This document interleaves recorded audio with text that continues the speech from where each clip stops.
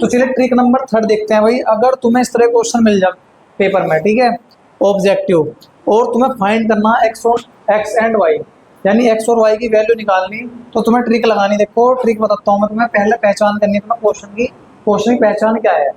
अगर क्वेश्चन में देखो एक्स की जो कोफिशिएंट है और तुम्हारे कोस्टेंट जो है, अगर इनका रेशो सेम आ रहा, इनका रेशो अगर सेम आ रहा A1, या तुम कह दो इसे A1 A2 मान लो, इसे B1 B2 मान लो, इसे C1 C2 मान लो, अगर इनका रेशो सेम आ रहा तो हमेशा y की वैल्यू 0 होगी। ठीक है भाई।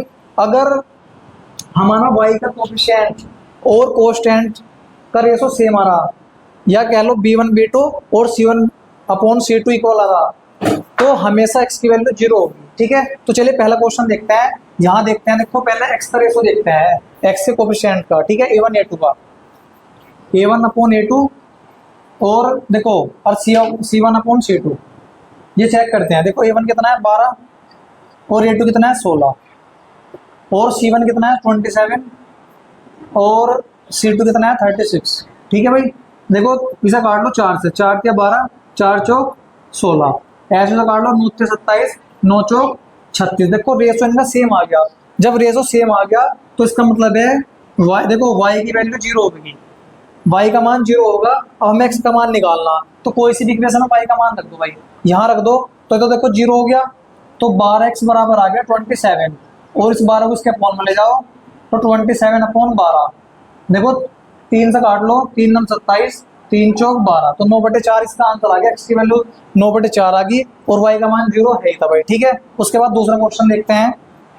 दूसरे क्वेश्चन में देखो ये जो है तुम्हारा B1 B2, यानी y के कोफिशिएंट और कोस्टेंट की वैल्यू जो है, इनका रेशो सेम आ रहा। देखो 3 × 3 3 दूनी 6, 13 × 13 13 26, 1/2 1/2 रेशो आ रहा है दोनों का। तो इसमें क्या होगा, देखो x का मान 0 होगा इस वाले सवाल में, सेकंड वाले में, तो x की वैल्यू 0 होगी। अब इस x की वैल्यू कोई सी भी इक्वेशन में रख दो, कोई सी भी इक्वेशन में रख दो, फर्स्ट में रख दो। देखो अच्छी बात है। x का मान है 0 रखोगे तो 3y बराबर आ जाएगा 13, और ये 3 इसके अपॉन में चला जाऊंगा, तो 13/3 इसका आंसर आ गया दूसरे क्वेश्चन का। ठीक है भाई। उसके बाद थर्ड क्वेश्चन देखते हैं। देखो ये मोस्ट इंपोर्टेंट क्वेश्चन है, काफी बार आपके पेपर में आ चुका भाई ये वाला क्वेश्चन। तो इसमें देखो इन रेशो को देखो, 3 × 3 3 × 9, 4 × 4 4 × 12, यानी y की कोफिशिएंट और कोस्टेंट की रेशो सेम है।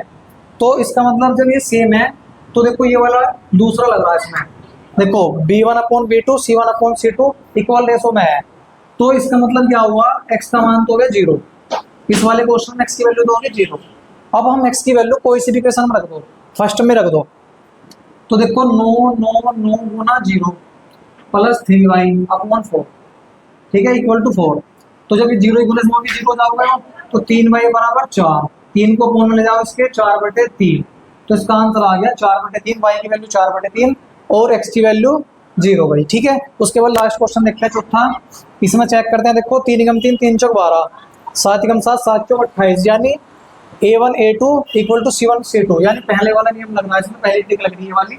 तो इसका मतलब y का मान 0, तो y बराबर 0।